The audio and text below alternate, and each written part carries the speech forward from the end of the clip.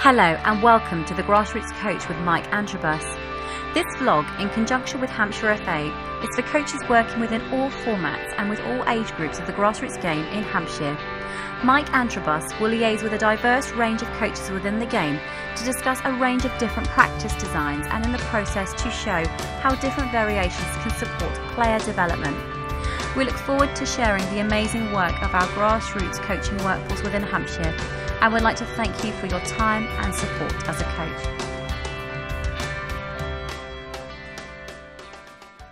Right, welcome to another episode of the Grassroots Coach with Mike Antrobus. Today we've got Austin Harris with us. Do you want to tell us a bit about yourself? Yeah, a little bit, mate. So I'm currently an FA tutor with Mike in Hampshire. I also work at Brighton Football Club. I work in the youth development phase, so across the 12 to 16 age groups. Qualified teacher by trade as well, so I've spent the last 14 years really working in youth development. That's either in a classroom or out on a football pitch. Passion at the moment is definitely in coach education, and that's probably where I can see the next stage of my career going, stepping away from academy football and into tutoring. Good stuff. And in terms of, let's say, like your teaching and coaching experience, is a full range from sort of 5-year-olds all the way through to 18? Yeah. So I started when I left university. I was a primary school teacher. I spent the first 18 months there, and then I went into secondary school. Only did that for about 18 months. I was actually teaching German, and then I kind of had a career change and went into football. So I've worked at Portsmouth Football Club. I was full time in the academy there, and I've kind of gone full circle now. I'm now still working in education, but tutoring alongside as well. So that's kind of where my career is going and where it's going. But it's definitely the passion is working with children, either in the classroom or on a football pitch. So. Good stuff. Obviously, we're quite privileged today because we can tap into quite a lot of your knowledge around the technical detail, which will help coaches throughout the county. So, just a bit of context around this. So, what age group would you say this? So, I'm probably aiming this at the age group that I'm specialising in at the moment. So, it's 12 to 16s. But the nice thing about the setup, Mike, is that it's very flexible. So you could tweak it to suit whatever your factory floor looks like by either adding more players, less players, or even just toning down on the technical detail. But today I'm going to pitch it really at the under 14s to 16s age group. Really. So what we'll try and do as we go through this is I might probably say, what if this was in sort of 99, 77 foot walk, what might you change? No problem at all. So this is predominantly aimed at kind of 11v11. It's 11v11, yeah. But we're using half pitch, which for a lot of the grassroots coaches out here, they may only get half pitch, so it would be ideal. Yeah. Alright, so topic of the session? So the topic is, I'm going to base it on the DNA, so out of possession, compactness. Okay. And I'm going to kind of I'll walk through what the structure looks like and how I've designed the pitch up, and then I'll explain how it works, and we'll walk through it as well, so some of the ideas. Okay. What I'll do as well is I'll start to trip in some of the technical detail, which again I'll be pitching it at probably the 14 to 16 age group, but I'll try and show you where you could go if you're working with younger teams as well. Okay, perfect. Just a couple of bits before Austin starts. Yeah. Obviously I invested in 2 goals. Austin's taking it one step further and wants a 3rd goal. So this Hampshire F.A coaster is a goal. Yeah. And David Seaman's protecting that. So go ahead and kick us off. If you just have a look at the practice setup. So what I've done is I've actually cornered the pitch off. So this is at an angle. So it's a bit like a hexagon shape. I've got two target goals on the edge of the penalty area. What sort of size would they be? Again, it's mini soccer goals really. Okay. So it doesn't really matter. Yeah. So they're more like target. They're just a visual guide for the back four to check the shoulders as another target and another bit of danger to work towards. Okay. I've also overloaded it as well, which is kind of linking in with the DNA principles, so to really test the back four and their understanding. Sometimes when we do defensive practices, I feel they're a little bit too safe and nice, so this is really going to test the back four and their understanding of compactness. I'm also going to have about 3 or 4 different progressions in, which will start to bring in a midfield recovery as well if needed. This player here is a floater player, so actually when the Blues do regain the ball, they also work with him, and I'll explain what his role is going to be. You'll also notice I've got Alan Shearer, ironically enough, in the penalty area, and I'm going to, he at the moment is unopposed, but again I can show you where we can go with that. So these black cones here, these black buttons are actual cones. The white ones here are spots, and that will come important with the structure. Okay. Yeah. So idea is so if you have a look at it. So I've got a back four against a midfield four, an extra floater player there that plays for both teams, and I've got a starter player here. So if you put it into context of positions, that it will be like the unit of a back four with the goalkeeper playing against a midfield four, and they've also got a striker as well up against it. So the practice just starts off quite easily. As soon as that player has either passed or takes a touch, then we're live. The idea is that the white team have got two objectives. If they can combine with the striker and get it into striker's feet and he scores from there, it's worth 2 goals. If they don't, if they can just play through here, one touch finish into the target, that is worth 1. So it's quite similar for the Blues. They've got to try and stop either of those scenarios happening. So for the back four of the Blues, their main priority is this, because this is worth. They're going to be rewarding them. That's it. I'm rewarding them for trying to stopping that goal into there, which on a Saturday is what they'd have to be doing. Yeah. As well, one of the progressions that we'll come on to in a moment, this player can recover, so that would be like a centre midfielder coming in as well, and I'm going to link in a minute what the relationship will be with the back four from there.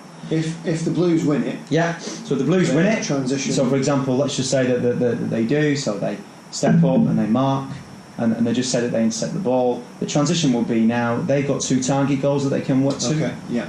But I'd also reward them as well if they can combine with this player. Then I'll give them an extra goal. Okay. All right. So there's definitely an incentive, and it's important in our defending practices that we give the back four and the defenders an incentive to work hard. Don't just ask them when they win the ball to kick it out of play. I want them to try and work towards a target. This links in with my philosophy and with the team that I work with. When with my back four, we play 4-4-2 diamond. So that would be the player dropping in at the bottom of the diamond, or the number 4 to receive and play forward. So there is some sort of thought process. These 2 target goals here would represent the other 2 players if we put them in, of how my diamond looks with a number 4 and 2 players across it. So it's just to give them an idea. Again, it's important that we try and link everything that we do in training to what it would look like on a match day. So your playing philosophy and definitely DNA and things like that. Okay. All right. So just to kind of build up some of the ideas. So the minute that this player's gone live, we have a decision to make. Obviously at the moment they're very, very deep. I don't want them to do that. So linking in with compactness and defence, the first coaching point I would do is the press, and it's the idea of who presses. Obviously in the back four here we are massively outnumbered, so it's about first and foremost just setting the traps. I'd want my goalkeeper to play higher as well. This player here can't recover into there, so it's a bit false and a bit cheating, but it's just to give the back four always an idea, and I find this a lot, that sometimes we get fixated on the ball and we forget to check our shoulders, so that's always just giving them an idea at the minute. There isn't any offsides on at the moment, but that will be one of the progressions, and the idea is potentially that maybe nearest player drops out just to show the pressure, and then we get compact relative to where that is. Obviously, we're trying as all to work as a unit to try and stop the ball being played through into there. To start off with, he can't play over; he has to play through. Okay. So again, I'm fabricating it, which is probably a bit unrealistic to the game, but I'm not bothered at the moment. It's just about them getting the idea of as the ball goes, we move across. Who's the nearest man to press? Who then gives the cover? And then what does the balance look like? I'm also encouraging my goalkeeper to play quite high as well. It's important that we don't forget about our goalkeeper, especially in defending practices, and make them look realistic. If he wins the ball, then great. He's now combining, if he can, runs it through to the goal, or combines with that player there. So that would kind of give you a little bit of an idea. So just to rewind slightly, of course, going back to these players are a bit top heavy, aren't they? Yeah. Is we like this after we shuffled across. Yeah. And this player came out to the player of the ball. Yeah. So let's just say they're driving into there. So if this player engaged. Yeah. Based on that scenario that we've got there, what sort of detail would you be giving? Okay, so again, we're pitching this at under 14-16, so I'd be having a look at that. The reason why we need to get pressure in this area now is because we're getting towards our final third. So one of the things that I would mark out on the pitch as well is that I'd mark out where the final third start. That has to we have to get this sort of detail in now. Would that be on both sides? It'd be on both sides of the pitch. So I forgot that. I do apologise. Right. Idea here is that I wanted to show them outside. That's my own personal philosophy. Some of you might want to show inside, outside. I prefer to show outside. Dead simple, because the only thing that doesn't move on a Saturday or a Sunday is the goal. So we're in this third here. I want them to show away from goal. So it would be a case of curving my run and showing them outside the pitch. Now, so because that ball's in the middle, just so it's the moment. Mind, yeah. Which way now, based on what his teammates want him to? I'm looking at this one here again. That's subbing because he's not standing up. It depends really on what information on that player. So we can go into a lot of detail about what his strongest foot is, etc. Things like that. Really, it's now talking to where the cover's going to be. So I would want to show him into where the danger is. Danger for him is going into my cover and balance, if that makes sense. So if we look at this scenario here, I just put him in. Thanks, mate. So I'd show him. I'd be wanting to kind of show him into danger for him, which is my 3 players here. Yeah. I've got pressure on the ball, so that means that these guys have got to get tight, and I start to ask my goalkeeper to start to cheat and creep as well. And the idea will be then we've set a trap, we're waiting for the trigger then for either him to get his head down, take an extra touch, we can step in and win it when we go. The next bit's key. As we go with the ball, it's important that we now step up as a unit, but as we do that, we check our shoulders. I always say to my team, start defending even when you've got the ball, or the what if, which is also what it's known, because again we're also conscious of maybe that ball into there. So that was kind of how I would break it up. The technical detail will be the nearest man presses, the player then next to him will find the cover, the player then against him will find the balance, and it's about, as you can see here, trying to form as many different triangles as we can. Okay. I then progress it on, where we'd start to add a little bit more realism into it, and again I wouldn't rush that process. I'd spend an awful lot of time breaking that on. So let's say that we've revisited this a few weeks later now. I'd now maybe start to add in the idea of a midfielder and how that now links in with the 4 units. So again, I played with a number 4 because I played 4-4-2 diamond. If you may play with 4-3-3, maybe with an 8 and a 4 in there, whatever your numbers are, then you can bring them in. Again, it suits into what yours is, and that's where you tailor it. And again, the nice thing about this practice is that it's quite a simple structure, and you can go with it wherever that you want to go with it. So it'll be similar. It's always, the triggers is always the same. It's either a touch out of his feet or a pass. I wouldn't put him in there to start off with though. I'd now maybe start to get the idea of recover on. And then again, it'll still be the same idea. Nearest man, can they press? Can they get the delay on to then allow my number 4 to recover? And I'd start to get the detail in. Still the defensive triangles, still the pressure cover balance. Luxury is now is we've got an extra player, so I'd start now to link in what the relationship will be. So in that instance, when this player's recovering, and that could be because they've lost the ball, caught out of position. So if this has happened with the Blues, and this player's shown this way, where them into the trap. Where would you want? So it depends really on how close these two are. So if I feel that we're in a nice position here where we've got good pressure cover and balance on, then we can do 2 things. I call this 1 and 1.5 defending. So I've got 1 bit of pressure and half a bit of pressure. If not, and for security, then we're getting immediately behind the ball. His job there is, this is now called a double pressure or maybe a double cover. Again, now I want to stop that ball into the number 9. So it's always thinking about worst case scenario. Worst case scenario is the goal. We can deal with the ball going out here because it's away from the goal. So again, it's just a simple idea. The goal and the danger is always the white sticks and where the number 9 is. If they, for instance, they did manage to get the ball through into the striker, can the Blues then recover? Or okay, so the way that we progress it on, because at the minute it's a little bit unrealistic at the moment, and I'm worried about this player getting engaged. If you work with the older age groups, then I'd automatically now I'd have him marked right from the start. I'd also now start to put an offside line in, which probably will be the penalty area. And again, that can creep. And it's a whole idea then is just slowly, rather than putting cones down, we're taking cones up, and we're ending up in the end where it just looks like a normal game. The key thing is though is that again it's a really simple structure. We're not adding an awful lot of players. You can build it up depending on what your age group is, but the principles stay the same. It's out of possession, it's compactness, and it's pressure cover balance. You can keep on adding how much pressure, how much balance, how much covering by adding up as many different players as you want.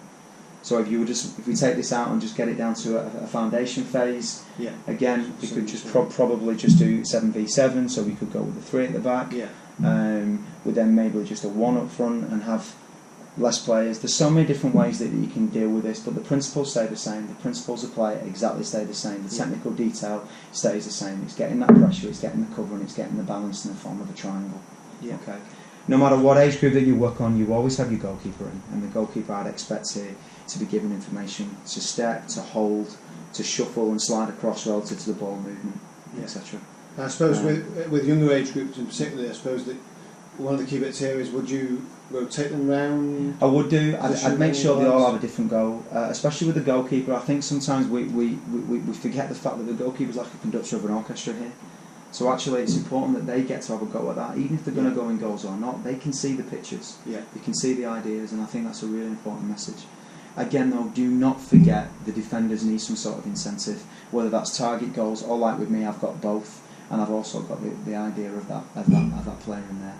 You can also have some very different starting positions. So I've had another one where the goalkeeper, the actual blue team have it, and they're unopposed for 5 seconds. They try and play out, hit the target player and go into there.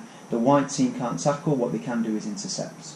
If they don't score and combine in that time, a ball immediately comes through and they go and attack. The reason why I quite like that progression is because it's real, so it would replicate maybe a goalkeeper at the weekend. They'd be out of positions, and then you really start to understand whether they understand the idea of compactness. Again though, it's trying to be real, it's not safe, it's quite a difficult process, this is quite a difficult topic. The pitch helps them slightly, so again, the weeks as you go on and you feel that they're beginning to understand it, then we can start to maybe straighten this out so it looks like a pitch, and we can start to change the shape of it.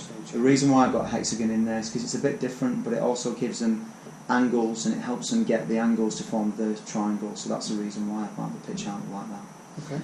This is also an option here, so this would replicate, so these two goals, and you tend to find that these players cheat. Always make sure that it's a one-touch finish, so you're giving a little bit of help to the back four. But the key message is that they're sliding and screening relative to where the ball is. Okay, and it might be a case of, do you know what, we might have to take a goal there. That's the one that we're worrying about. If that makes sense. So that's the one. That's why that one's always worth an awful lot more points than these two. Okay, good. Perfect. Well, thanks so much for your time and coming in and sharing this with the sort of grassroots community in Hampshire. Hopefully you found it useful. Any sort of questions for Austin, then post them on in the comments section, and we'll get Austin to sort of reply or at the best time possible. Thanks very much.